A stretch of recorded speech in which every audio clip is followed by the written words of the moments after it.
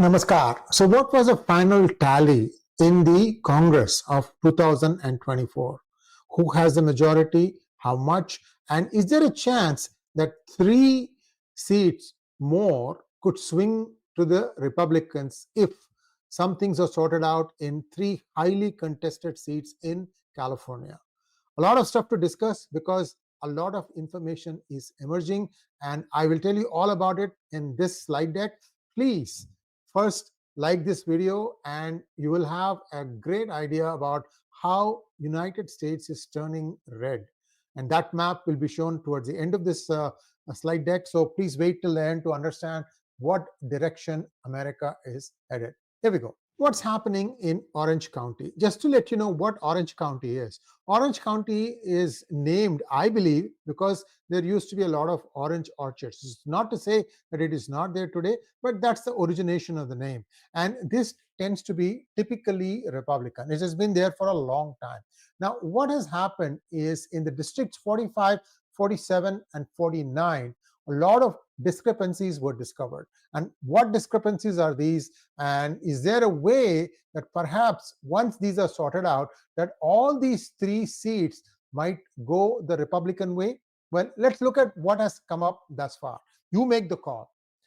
There have been ballot discrepancies, like I said, in 45, 47, and 49 districts. Where these are located, I'm going to show you a map in just a moment. The National Democrats sent volunteers and staff to assist with the ballot curing in the county, intensifying the scrutiny of the process.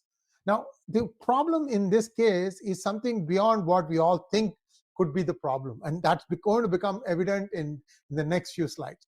What also happened was there was a bomb threat, and it was reported at the Orange County Election Center on 8th of November, shortly before the scheduled stoppage of ballot counting, which led to the shutdown of the live stream feed of the facility. See, even before they shut down the facility, they shut down the live stream of the facility, fearing that somebody may be getting information by looking at the live stream.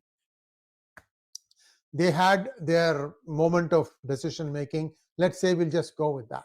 Where are these constituencies located? 45, 47, and 49. You can see there. And these are in the Orange County area, and one south of that is 49, one west of that is 47. It is cut out because it is too small to be located there. So I'm going to show you an even closer map. Here is the map: 45, 47, and 49. These are the 3 seats that could go Republican way. Why?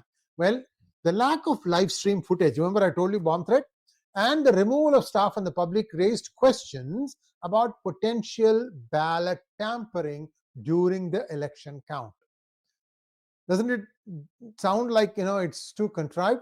Anyway, you make the call. Now, 1 month after the election, that is on December 8th, 5 out of 6 of the US House races in conservative Orange County were claimed by Democrats. This is where the red flags are going up. Sorry, red is also the party color of Republican, but red flags are going off because this is a traditionally conservative county. Orange County is a very traditional conservative county. How come 5 out of 6 went to the Democrats? Big question, right? Were there, you know how it is, demographic distribution, redistribution? Did that happen? Well, so far, nobody has said anything about the bomb threat. No results on the investigation conducted thus far. Suspects, who called in, whatever happened, was it a hoax, or is it some voice behind it? All that stuff. Nothing has emerged thus far. Mainstream media coverage of the bomb threats across multiple counties in California and nationwide remains sparse, leaving concerns about the transparency and the security unsolved. Now, President-elect Trump shared this message on the 9th of November. He said, "Urgent, Democrats are trying to steal 3 GOP House seats." So this used to go to the GOP before. So this is the other concern. What is going on? Where is the discrepancy? And I'm going to show you the discrepancy. The election results were finalized several weeks after Election Day, raising questions about the delay in counting. Why does it take so long? Well, here is where the thing gets very, very interesting.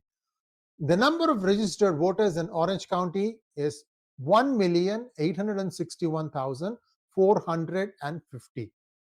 And the voter turnout in this area was 76.1%. Remember, I told you 60 to 65 is typical for an election year when the president is elected. So 76 sounds very high. What else happened? The total number of votes for president in the 2024 election, when adding up all candidates' votes, you sum up everything, was 1,391,307, 26,000 votes short of the number of ballots counted, prompting concerns over the missing votes. How did that happen? Now, here is the interesting part.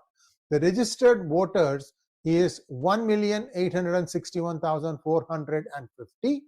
The ballots counted is 1,417,397. Now, that is not where the problem is. That is one of the problems. How can that be 100%? And the number is 76.1% is the number of is the voter percentage. Okay, but look at this. This is a traditional Orange County. How did Kamala Harris poll more votes than President Trump? 691,731 versus 654,815. Another question there. Now, the other interesting thing, there were also races for the United States Senator, Dianne Feinstein's seat.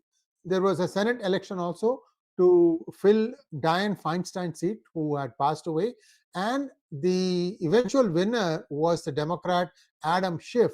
But if you look at this particular area in Orange County Senate race, see, there are two races here. One is to fill out the existing term of senator, and the next is for the full term from 2024. So look at the numbers. Steve Garvey got 50.52%, which means this county voted Republican for the Senate candidate, whereas the same county voted for Kamala Harris for president, opposite party. And this is a predominantly conservative county. You go back any number of years, it has been a Republican county. So what gives? How is it that Kamala Harris got more votes than Trump when the senator, the Republican senator, got votes? What's going on? That's the question. So the results are strange. Despite receiving more votes than Schiff, Garvey also garnered more votes than Trump. So I'm just telling, I explained to you what happened, right? So the active voters is 1.9 million, and that is 40,000 more than the reported 1.861 million registered voters, which means, how is it that you could have more active voters than registered voters? How did the 40,000 come up from? Where did they come up from? So if you look at this, if you look at it closely, you will see how these discrepancies are being shown.